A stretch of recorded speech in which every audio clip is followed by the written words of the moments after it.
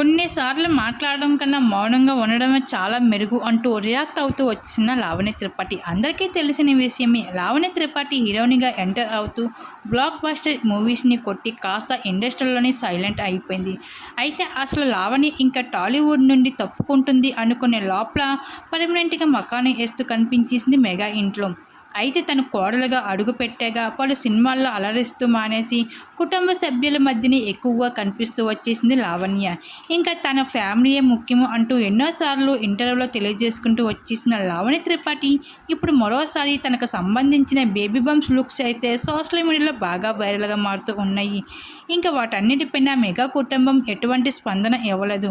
ఇకపైన నిహారిక పైన, వరుణ్ పైన, అలాగే మెగా కుటుంబం పైన, లావణ్య పైన ఎప్పటికప్పుడు ప్రశ్నలు వేస్తూనే ఉంటారు మీడియా వాళ్ళు. అటువంటి మీడియాకి రియాక్ట్ అవుతూ వచ్చేసింది లావణ్య త్రిపాఠి మరోసారి. కొన్నిసార్లు ఎక్కువగా మాట్లాడడం కన్నా మౌనంగా ఉండడమే చాలా బెటర్ అంటూ తను చేసిన పోస్ట్ నెట్టింట్లో వైరల్గా మారుతూ ఉంది.